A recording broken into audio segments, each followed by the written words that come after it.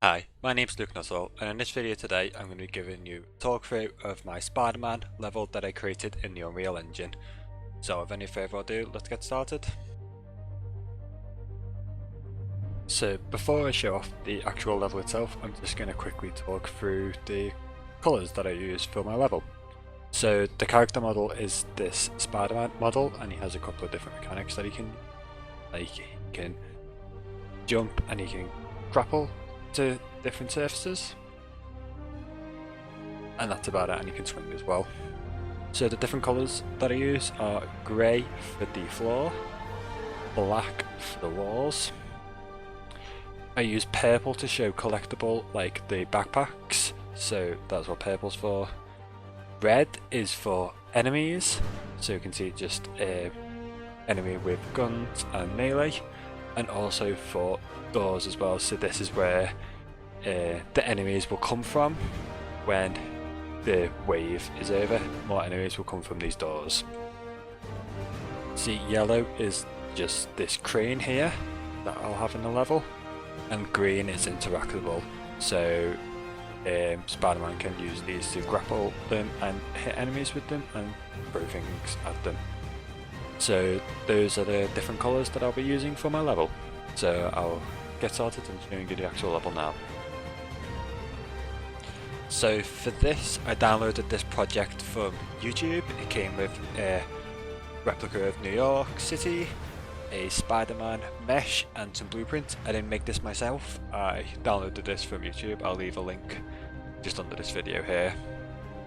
So this blueprint comes with sprinting. I can jump and swing around. It has no fighting mechanics, it just has Spider-Man and swinging to it. So now that we've done that, we come across the level that I made in this little world.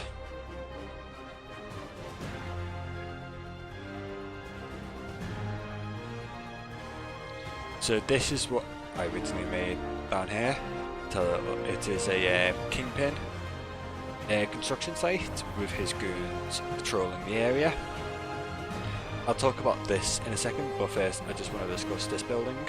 I made this quite late on. I wanted to make a kind of sniper position, so I had about 3 or 4 guards up here, one on this water tower and a few just walking around here, trying to keep an eye on Spider-Man and wait until he appears. And then I realised it didn't really fit into that scenario. These kind of strongholds take place quite early in the game and there isn't any snipers around there. So I thought it didn't really fit in, so I decided to remove the snipers, but I kept the building so I could add the collectibles. So behind this electrical fence is a backpack, one of the collectibles in Spider-Man. So the way you get this is you have to follow the pipes and you come around here, and it's a fuse box that the player can shoot electrical web, turn it off, and you can grab the backpack. So now that I've quickly got that out of the way, let's talk about the actual level itself. So I thought another good reason to kind of keep this building here would be to kind of give the player a vantage point. They can get a good quick look over and survey the area and see what they're up against.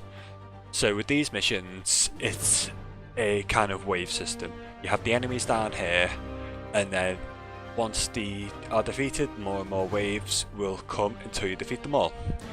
So you can start off these by just kind of jumping in and start punching, and all these enemies will kind of chase towards you, and then once you defeat them, more enemies will spawn. But you can start these off quite stealthily, so I tried to create some scenarios where you can take a few down stealthily, but then eventually you will get caught.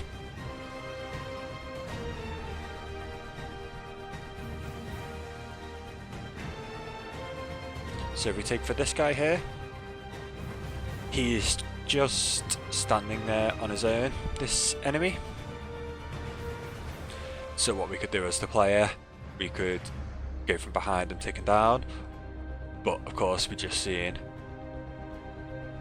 that there's one of the enemies, this guy over here, is gonna go on his patrol, and he's going to come up these stairs. So if we do go from behind and take him down and just walk away, they'll know straight away that Spider-Man's here.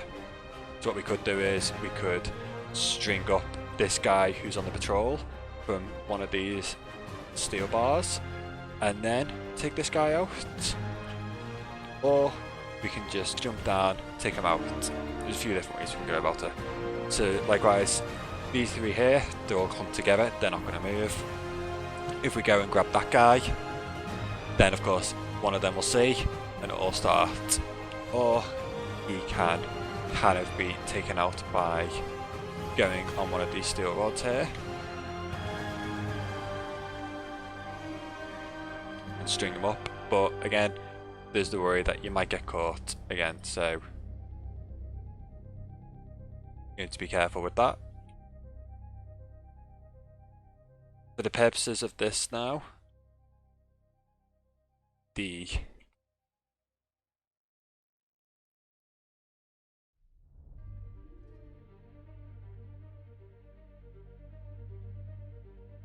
For the purposes of this video now, the AI won't be doing much if they spot us. So another way that you could take some enemies out, again, so spoken about the steel bars that you can string people up or jump down. I created this little area for the crane. So we got these boxes just above these guys here, so we can just pull the boxes down and take these guys out straight away. But again, it alerts everyone of your presence. Or we can use our web shooters to ping these barrels over here, which will cause one of these guys to go and investigate, and we can go from behind and take them out. But again, we have some enemies walking around. These guys here might spot you.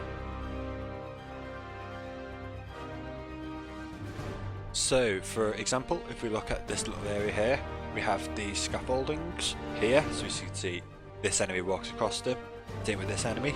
So a Spider and a player, we can pull them down and have a unique takedown, but if we do that, it will open up these areas, so more and more enemies can get through easier, and you lose a big advantage that you could have in the midst of battle if you have a quick takedown here. You also have these poles here that are set up, so again, easy little takedown. If an enemy walks past, we can just pull at them. And again, a couple of different ways that we can go about this. So in terms of the waves, enemies will be coming out of the red doors here. So we have one over here, you can see from the crew entrance as well. So one from here, one from all the way there for those double doors, and another one right here. So if we're down here, we can get a good look of where the enemies are coming from. But let's say if we're fighting over here, we don't have a good view of where the enemies are coming from. We may be able to see enemies come up just from this little view here, but we'll have no idea where they're coming from. So it will be good for the player to pick where they want to fight and choose the battles wisely. Kind of created a few different heights for the areas. So we've got slower down area here, and this upper area here. Thought it might be better to have just half the stairs kind of built, let's say, and the rest under construction to kind of add to a bottleneck area, because if all this was open, the enemies can just come from all across these stairs. But now we'll have an idea of this little area that they're coming from. So we're fighting over here, they've all got to come from over here, and not just having all this area open. And I have these little upper areas for, again, kind of sniper position.